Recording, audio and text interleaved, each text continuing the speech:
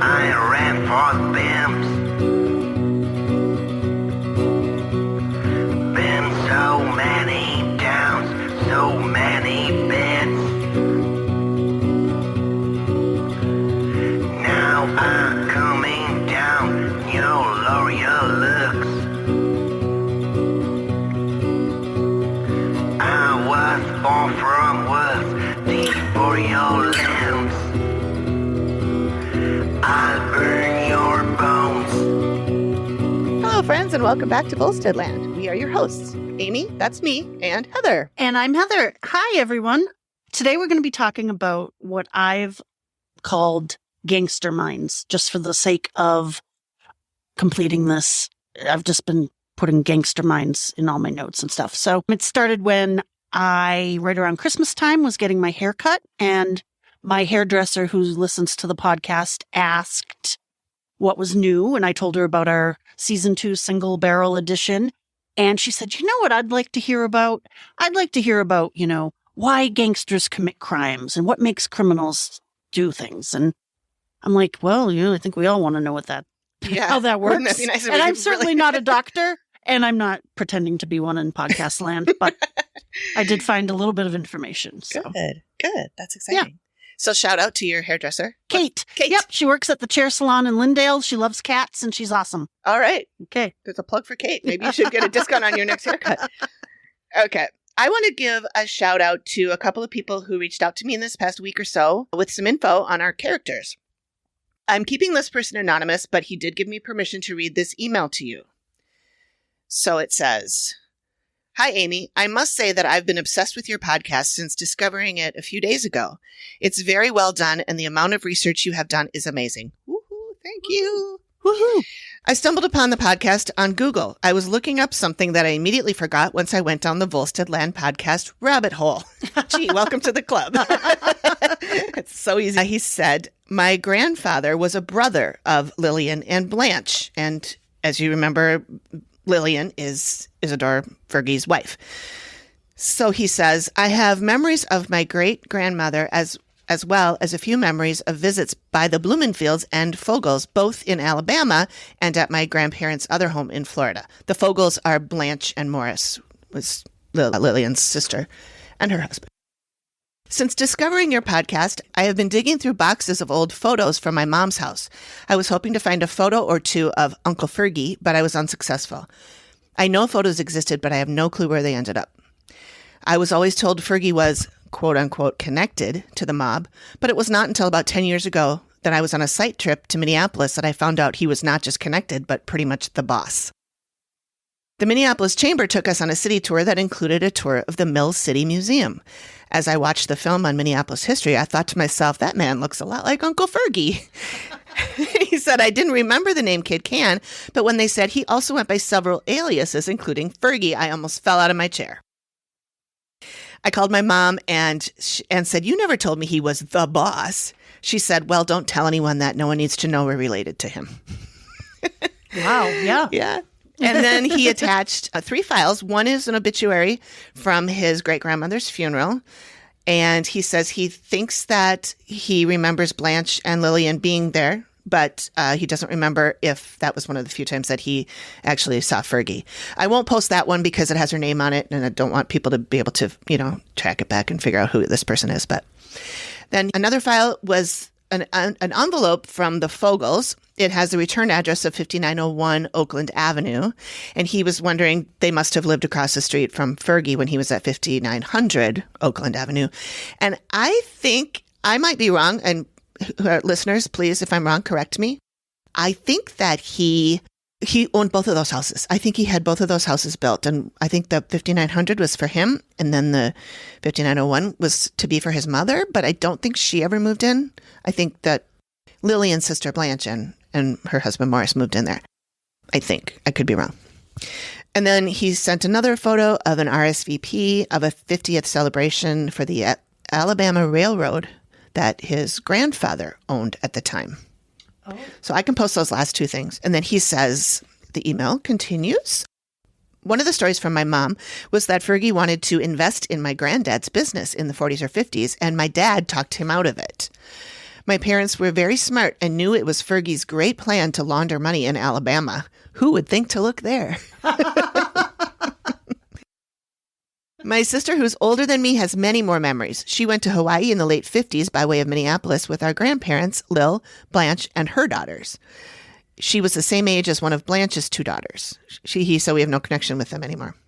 That's all I have for now. I'm still searching for more. So I replied back to him and thanked him for all this, and he gave me permission to read that, and he's going to see if he can find anything else. Awesome. I know. So then I was on the cesspool known as Nextdoor, and somebody brought up that the current light rail system is being reevaluated and audited, reassessed and everything. And someone's like, oh, how much money are we going to have to pour into that to get that stupid project finished?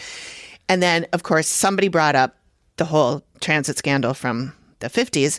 And so this person, I think it's a male, said, I wonder how much it cost to pull up the streetcar lines we already had out to Stillwater and Minnetonka in the 50s. Maybe not a great idea to have done that. I think the governor got impeached for kickbacks related to selling the steel from the tracks at the time. Isidore someone was involved, as well as some Lansky feller from Chicago. Isidore someone, not a Lansky fellow. So, of course, I replied. And I'm like, oh, if you're interested, I happen to have a podcast. And he commented back to me on Nextdoor and said, I think you might need me on your podcast. Really? And I didn't read that note until after he'd sent me a private message. And he said that he's been researching these guys for a long time. Isidore and Doc Ames, which we haven't really talked much about Doc Ames. It was early on. That was in the early 1900s. He's basically the one that began the corruption of the police in Minneapolis. We got to talk to that guy? Yeah. Oh, that'll be fun. So he knows a lot about Doc Ames, and he mentioned a couple other people too.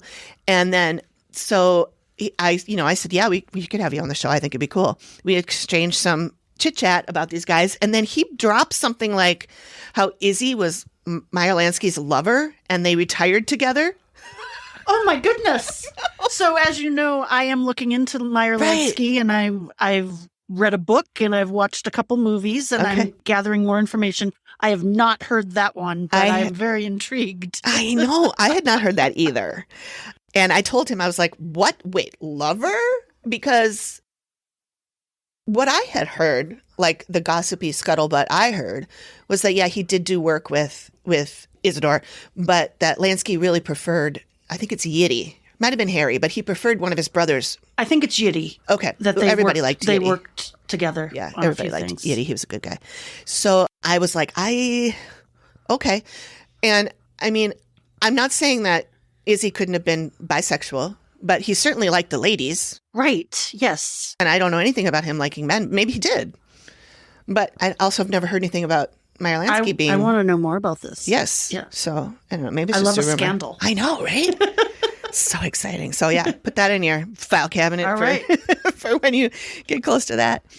All right. And then we are also super close to having 2,000 downloads. 2,000. All right. Well, it's pretty exciting. Let's get a few more. Yeah. So I'm hoping that by the time this comes out, we will have 2,000. I think we have like 1,965 or something like that. So we're pretty close.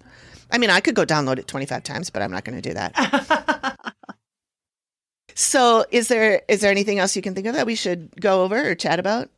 I don't think so. Oh. I did want to, because I'm having a Manhattan right now. So it's a Brandy Manhattan, and it has sweet vermouth and a little bit of cherry juice and some bitters. And I always think of this haiku I wrote back when I used to travel for work. And it goes a little something like this. I travel for work. My favorite location, Brandy Manhattan.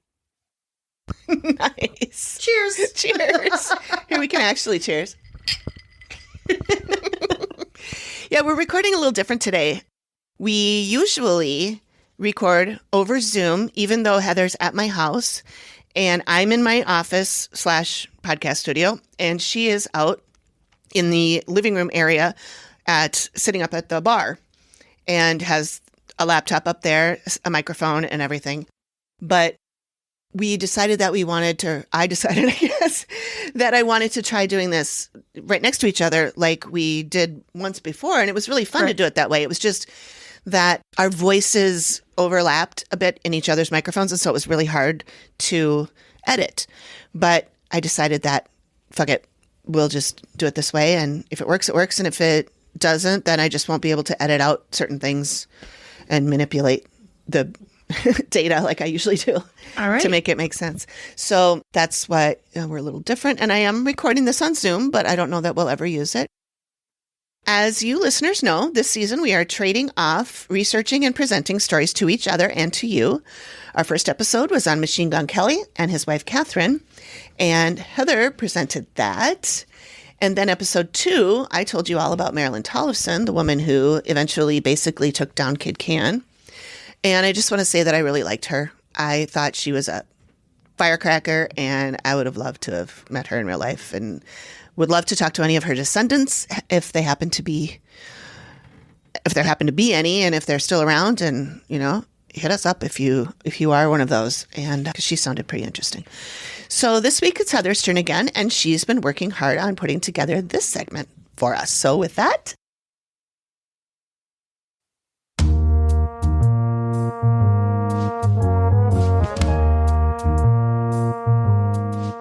Okay, so we can't really talk about the mind of a gangster without determining and defining what a gangster is, right? Okay, so the term gang is generally used to describe a criminal organization, and the term gangster is the character who participates in the organization, obviously. So the Britannica, this is from the Britannica Dictionary. This is the Britannica Dictionary's definition of a gang. A gang, also called a street gang or youth gang, is a group of persons, usually youths, who share a common identity and who generally engage in criminal behavior, in contrast to the criminal behavior of other youths. The activities of gangs are characterized by some level of organization and community. There is no consensus on the exact definition of a gang, however. Scholars have debated whether the definition should expressly include criminal involvement. Some gangs, but not all, have strong leadership, formalized rules, and extensive use of common identifying symbols. Many gangs associate themselves with a particular geographic area or a type of crime, and some use graffiti as a form of nonverbal communication. Now, the U.S. Department of Justice's definition of gang includes that it is an association of 3 or more individuals whose members collectively identify themselves by adopting a group identity, which they use to create an atmosphere of fear and intimidation. And the group's purpose is to engage in criminal activity. So the Department of Justice says that to be a gang, there's criminal activity involved, but a broader definition does not necessarily involve criminal activity. A gang can be a relatively small group of people, like, for example, the Jesse James gang. That gang ended when its leader died in 1882. Do you know how many people were in that gang? No, but it was a smaller, low-level gang, but it did infiltrate. Okay.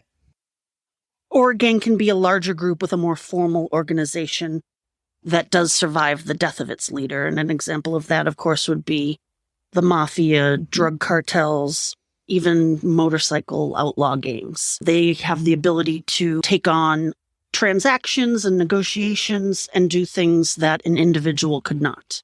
Okay. So it's like the power of numbers. Sure. And there's always somebody that's a second hand that's there to pick up if something happens to the leader, right? Right. There's a whole hierarchy of leadership. So the term organized crime does have gangsters in it, but they're not synonymous. So a gang and organized crime are not the same thing. A small street gang that engages in sporadic low-level crime is not the same as an organization that can coordinate drug trafficking in other countries. And I was thinking that, like in Minneapolis right now, there's all these carjackings that are happening. Yes. And it's been really prolific since probably the murder of George Floyd, at the beginning of the pandemic. Right. And they've said that, it's often kids or younger people who are carjacking these cars, sometimes with guns, sometimes not. And there's been speculation that there's a leader who's sending these kids onto the streets to do that. Sure. So that would be considered a gang, but it's certainly not organized crime because that gang isn't able to go into other states and do this with the kind of organization that would be necessary. Yeah, yeah. So thinking about the history of gangs, in the United States, street gangs became popular right after the American Revolution in the 1800s. But going back to the 17th century was like in London, Wow. was where there became an organized criminal underground that was doing pickpocketing and prostitution and all kinds of stuff. I And never really thought of that as being gangs. right during the Victorian era, Yeah. there was a huge underground criminal activity going on in London. Interesting. And then it started on the East Coast in the United States, like I said, right after the American Revolution in the middle of the 19th century. And at that time, the emergence of gangs was largely attributed to the vast rural population and immigrants in those urban areas. The first street gang in the United States was called the 40 Thieves, and that was in New York City in the 1820s. Oh. And then after that, gangs emerged in the Midwest in the late 19th and early 20th century in Chicago. Immigrant groups such as Polish and Italian formed the core membership of Chicago gangs, and only 1% of gangs at that time were Black. And it was during this period in Chicago that gangs connected themselves to political leaders. And in the 1920s, several gangs had grown to the point of becoming organized crime groups such as the Chicago Outfit under the leadership of Al Capone. Gang warfare was common at this time. Street gang activity alongside these larger criminal organizations. It's estimated that by the late 1920s, early 1930s, there were 25,000 gang members in Chicago with 1,300 specific gangs. And that was in the 1920s and 30s. That's crazy. And then Los Angeles came a little bit later, moving to the West Coast. Their initial gangs weren't formed until the early 1900s, 1920s, and they were known specifically as boy gangs. These were typically formed from Mexican immigrants upon arriving to the United States. As adolescents, they came together to form groups and bonds, and this proliferated in the 1930s and 40s as adolescents came together to protect themselves against conflict with the police. And that was the reasoning for them to form these gangs. And in Los Angeles, as we even know in recent history, territory was a big thing at the time, even more so than the East Coast and the Chicago gangs. Graffiti became an important part of marking territory that was controlled by gangs. Neighborhood identity and gang identity merged. And the gangs of the West were different in ethnic makeup. They were unique in that, unlike gangs in the Midwest and Northeast, they did not grow out of social problems such as poverty, but ethnic segregation and alienation. So I have a few examples of different kinds of gangs. We have street gangs. They can be locally or nationally based. They include gangs such as the Latin Kings, Bloods, Crips. You've heard of some of those, perhaps. Yep. They may be often involved in drug selling, street-level drug trafficking of cocaine, marijuana, meth. They may engage in violence, including murder, in order to maintain control of their territory. So that's street gangs. Okay. Organized crime groups often have a national or ethnic base, and they include gangs members in such ethnic groups as Italian, Russian, Polish, and of course the Jewish mafia. These mobs operate a variety of criminal activity well beyond street-level drug trade. They also have a significant presence in legitimate business and labor unions and inside government offices. So that's that. Helps to have someone on the inside. Of course. And then there's outlaw motorcycle gangs, which I haven't really thought much about, but there's criminal activity with some of those groups. Not all of them, but they can be associated with drug trafficking, weapons trafficking, as well as violent crime. Okay. These groups might involve the Outlaws, Hells Angels, and they occasionally involve criminal activity. And they have thousands of members in numbers of countries across the world. Mm-hmm. Now, it is interesting to note that national gang statistics show that only 2% of all gangs are female only. And the National Gang Center reports that only about 10% of all gang members are female. And that's today. That's today. Okay. Yep. But back in the day, like in the time we were originally talking about, there really weren't any women that were much lower in a gang, right? Right. They were like the wives, and so right, who were by association. Yeah. So now we can discuss a little bit about what goes on in the mind of the gangster. Like I said, I'm not a doctor. I got a lot of this information from this really cool university, Maryville University in St. Louis, Missouri. I now want to become a forensic psychologist. Oh my God, wouldn't that be fun? They offer a degree program in that, and I happened upon their website, and they have so many resources on the website.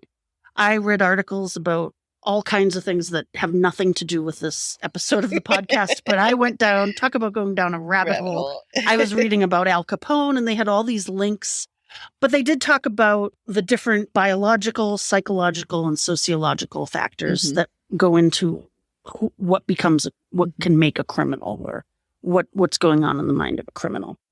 But there is one thing that is widely agreed upon, that the diagnosis for a career criminal, gangster or mobster, would be antisocial personality disorder. That is actually the only criminal diagnosis in the DSM-5 manual.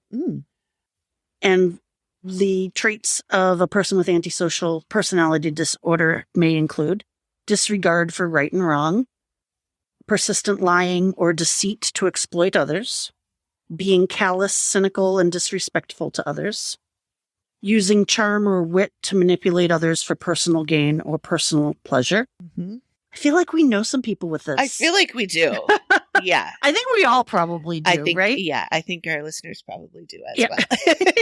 Another definition states that antisocial personality disorder is a mental condition in which a person has a long-term pattern of manipulating, exploiting, or violating the rights of others. The behavior is often criminal. The causes are unknown, but research finds that both genes and the environment contribute. Factors include, for example, child abuse and or having an antisocial or alcoholic parent. And it's noted that considerably more men than women have this disorder. According to an article titled 10 Incredible Facts About the Criminal Brain, brain tumors could also influence the probability of someone having antisocial personality disorder. An example of this is a specific instance. Charles Whitman was a man who murdered his mother, wife, and 14 other people at the University of Texas. And according to biography.com, the police autopsy reported that he had a brain tumor.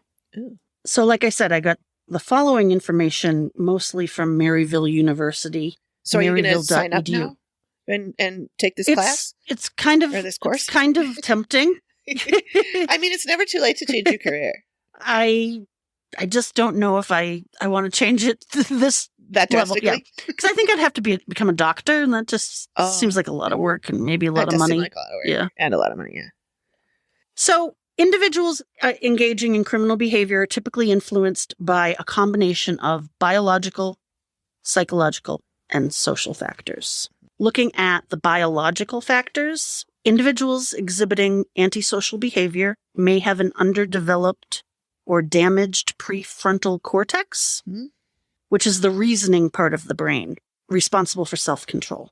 The prefrontal cortex doesn't fully develop until the mid-20s, so that explains some juvenile delinquent behavior.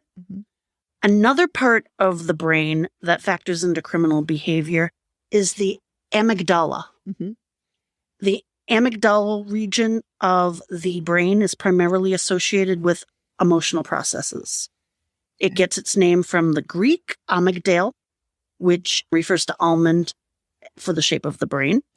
The amygdala is located in the medial temporal lobe in the front of the hippocampus. And it is involved in fear, aggression, and social interaction.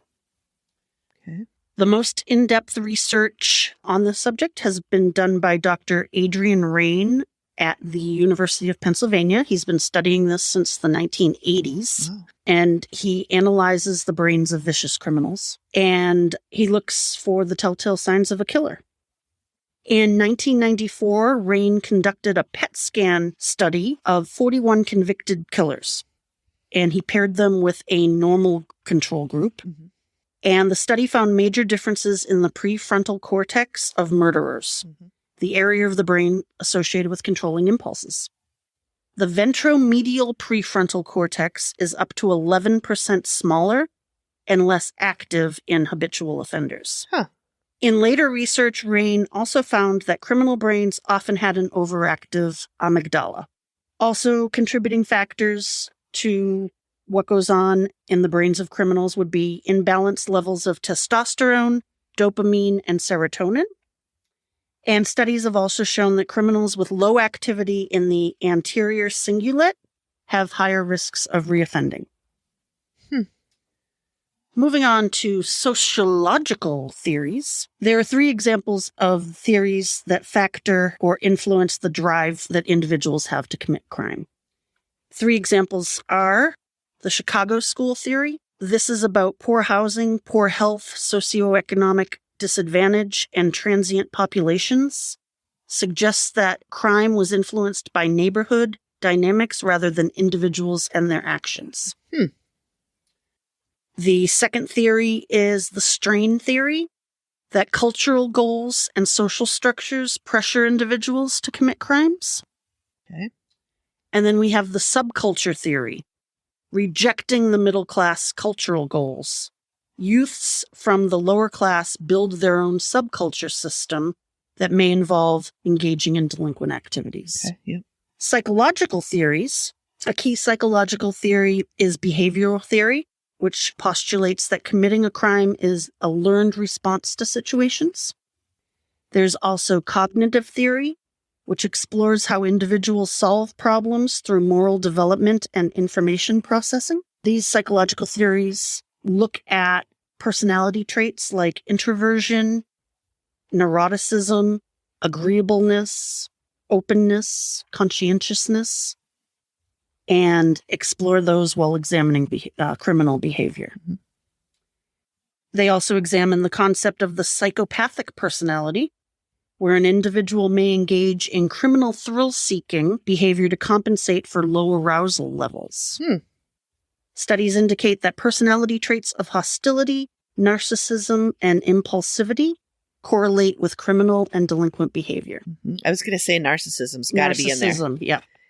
Learned everything I know about narcissism I learned on TikTok. Oh, God, yeah. So I don't know why Kid Can, a.k.a. Isidore Blumenfeld, a.k.a. Izzy, or any of his cohorts committed crimes. He certainly was charming. We know that. Just ask the ladies. Right. And the children who were recipients of his generosity at Halloween. Exactly. Yep. He's clearly manipulative. Yep. He was forced to be kind of scrappy in his childhood. He went to work as a newspaper boy at a young age, and the newspaper game in the Minneapolis in the early 1900s was rough out there for a kid. Yeah.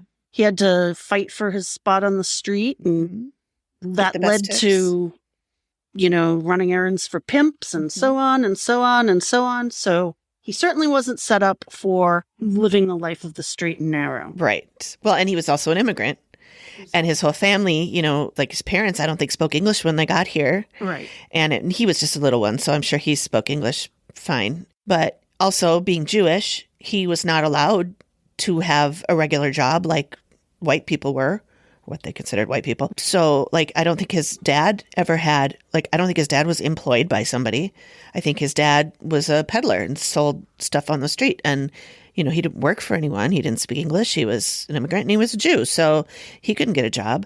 So you have to figure out other ways to make money. You got to figure it out other ways. Yeah. If the man's not going to let you, you figure it out on your own. Or he could have just had an overactive amygdala. There you go. He probably did have all of that.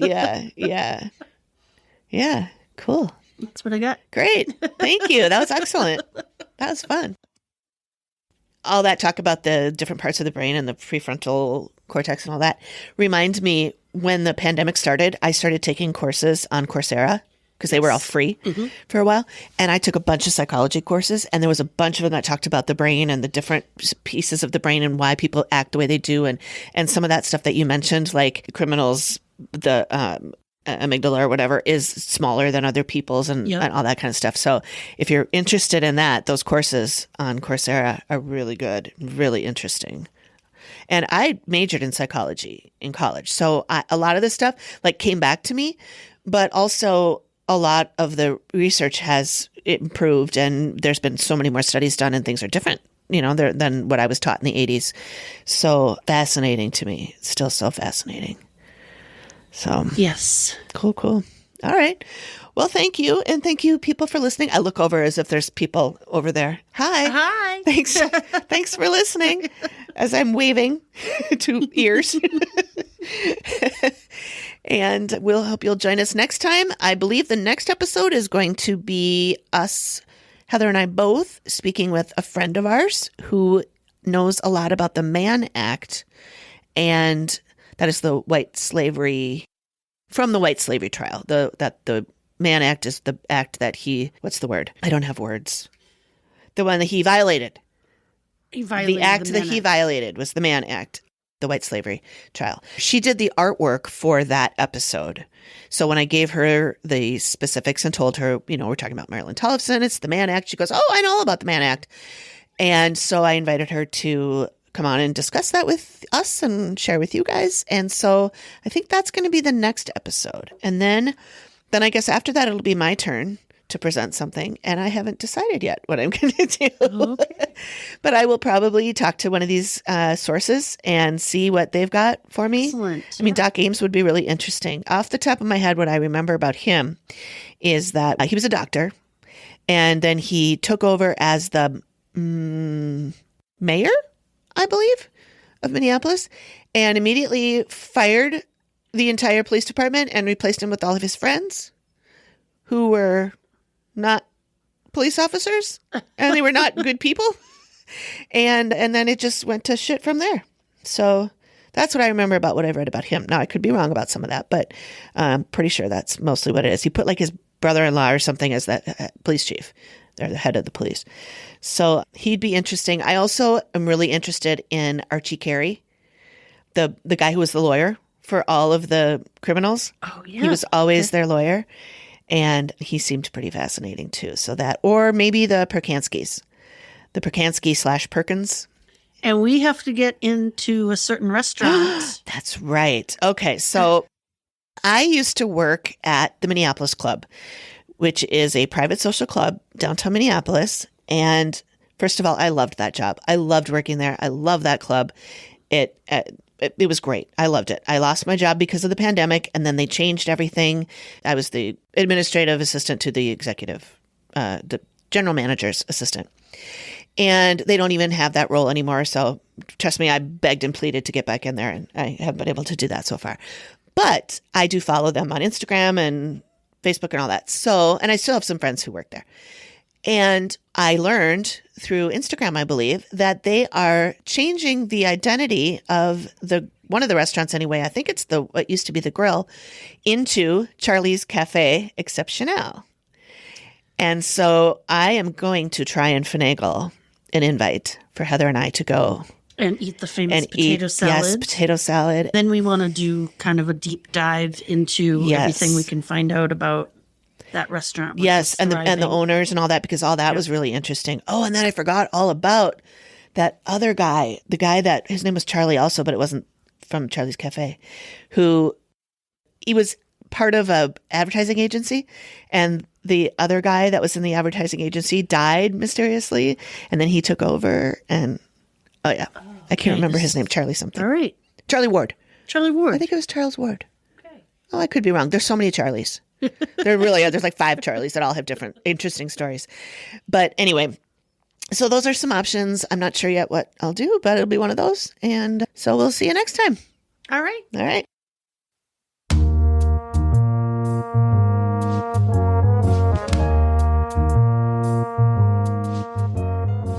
Hi, everyone. Amy here.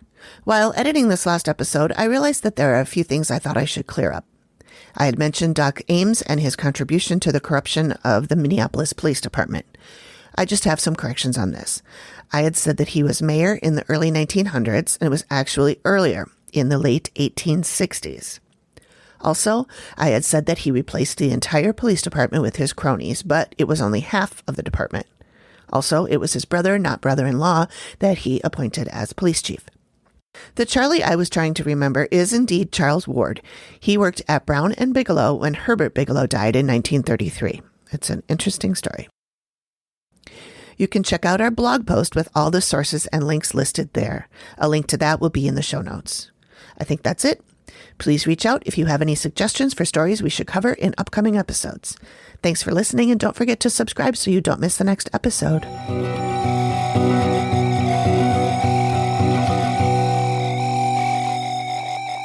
Volsteadland is produced by me, Amy, at Collected Sounds Media, and is part of the independent Collected Sounds podcast network. Okie doke.